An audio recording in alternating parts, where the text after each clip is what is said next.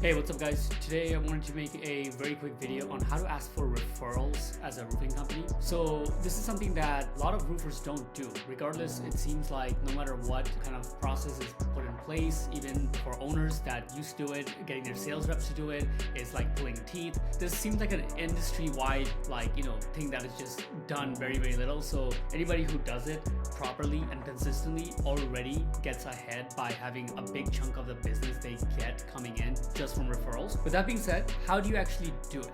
So here's a couple of the things that we have found that we have in conversation, talking to clients we've found and picked up that looks like some of the bigger companies that do ask for referrals and get a big chunk of their business. I'm talking about like 20%, 30% of like multi-million-dollar roofing companies, 20-30% of their whole business comes just from word of mouth. Here are some of the similarities that we have seen.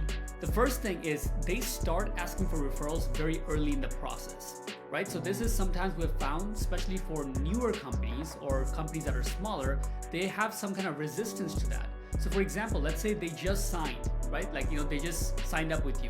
They signed your contract or whatever, then now they're gonna get the roof done. It's not done yet. They just signed. That's when you can start asking for referrals. Because the thing is, if you feel that you're being, too pushy or like it's too early, you gotta first do a really good job, then you deserve to ask for referrals. The reason that idea is not necessarily fully true is because if the customer trusted you to do their roof, then they're also gonna trust you enough to give you some of their friends. That's how it really goes. And then having that said, there's actually a process you can go through to first get the people around them, like their neighbors and stuff, and then go and transition from there into their friends, family, stuff like that. So this is kind of how it can break down. So first of all, with the neighbor one, you can frame it as a benefit to the homeowner, right? That's always helps, always. It's like a golden rule for anything we want them to do ever. Always framing it like how they have a benefit is always helps it better. But here's one of the ways you can go about it. Basically, once you're sitting down with them, whatnot, you can basically be like, hey, look, I'm going to be talking to some of the neighbors around you. I want them to know that we're going to be doing such and such, and there might be debris falling out or landing in their place or something. If something was like that was to happen, I want them to call me and not you, right? If there's some kind of issue, I'll let them know that to directly basically come to me. Something in that lines is going to make a lot of sense because that's also based in truth, and it's based in a way where the neighbor's not going to get upset at them. You're going to take care of it, right? So that's the first thing. And then here's the key. You can ask them after you tell them that, like, all right, so do you know the names of your neighbors? See, we're not asking them, hey, can you introduce me to your neighbors or something? Do you know the names of your neighbors? If they do, then great. Write it down, right? Make sure you write it down properly, you know which house it is and stuff like that, whose name is what, and boom, you got their names, you got it from the person who you're doing the roof for. That opens up the communication line now for you to actually talk to the neighbors. Next step from there is when you're actually doing it, you can go out, introduce yourself. Generally, how that can go is again coming with the benefit angle once again before you ask them some type of avenue to get their business. And again, one of the ways we can do this is making it more of like a benefit to them first, introducing ourselves, some benefit to them, and then some kind of assumption-based thing with their roof. So for example, hey, how are you doing? Joe, this is whatever, Sam. I wanted to just, come in here and introduce myself. We're just gonna be doing Sally's roof right here, and there might be something falling out. I just wanted to give you my card in case something was to happen. I wanted to let you know that I'm gonna handle it personally. That already lets them know you and why you're there. Boom, the ice is broken. That's good. You're coming in good faith. It's like a white flag, right? I come in peace, bro. Okay. Then you can just transition into assumption-based, open-ended question, which would be something like, now, while I'm here, where are you at with the insurance process? See, it's like, we're not asking when's the last time you got your roof inspected or something, or if this is a thing. It's like, this neighborhood had some damage. Where are you at with the insurance process? They can either say, I just got it done, or I am actually in a process, or more likely, what's likely to happen is that they haven't started anything.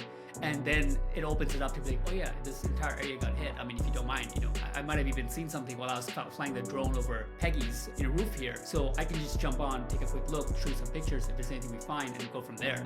Very nonchalant, whatever that looks like, right? Now guys, I'll say it again. I don't sell roofs. This is based on secondhand conversation I hear from roofers who we're working with. I'm just trying to give the base level that I see a lot of newer companies, either they don't have the process of how to ask, but I think actually actually, it's not even just not knowing how to ask, it's actually just having the habit to do it, right? So they're just not rehearsing and drilling and becoming a student of the game in terms of like, there's not enough time happening where they sit down home and they're like, okay, I'm gonna rehearse my script, my presentation, and make it better. They're basically practicing every time they go in the house and trying to like use their memory to remember like, oh yeah, I'm gonna try to ask this time or something like that. It doesn't work.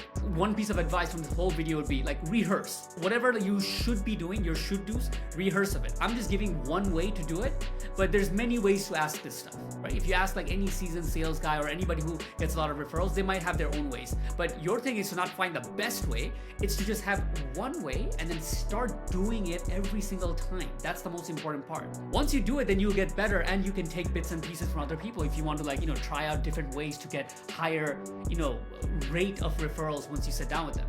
So this way you get an easy way to get referrals early in the process and you open up for their neighbors. Now, zoom back, not in the neighbors, we're back in the kitchen table talking to Peggy here, right?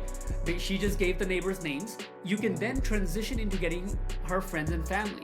And we've tried referral programs in the past. One that was very successful was there was an app we used where they could literally track where they're at, their referrals, like literally the names they gave, all of them in an app, and then there's like a little bar that shows what step they're in for them to get their check, right? This is like, I think they were getting like $500 or something like that per roof that closes. It was very complicated. And this company that did this is a very big company. They're like $50 million company, and I don't know how many, like they did a good amount, like a lot for most roofing companies, but it was a tiny amount compared to their revenue and how much roofs they're doing. My point is, I have yet to see a referral program that works across the board in a particular way that's just based on like closed jobs. What we actually recommend is giving some kind of little gift for every name and number, right? That way it's not like, oh man, if they do this entire thing, then I'm gonna get $500, where they feel like the likelihood is so small. What we would recommend is basically be like, so all right, so thank you, Peggy, for giving us the names and numbers. All right,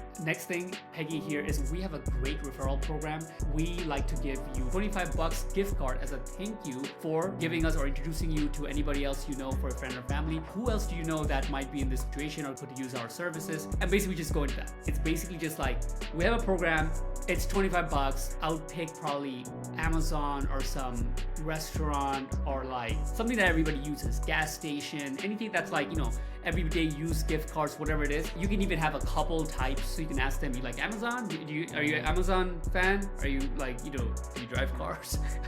Whatever it is, right? Maybe they can choose one. But basically, it's something they get for sure right now, immediately, right? For just giving your names and numbers. And it's a little amount, right? It's very small, it's just $25. So even if they give you a bunch of people, let's say they give you 10, which generally is not the case, maybe they'll just give you a couple. But if they give you 10, that's $250. With this kind of referrals, you're closing a lot of those. So the hit rate is gonna be really high. It's really pretty much impossible to lose money in this kind of way. And they get a reward immediately, which people always love.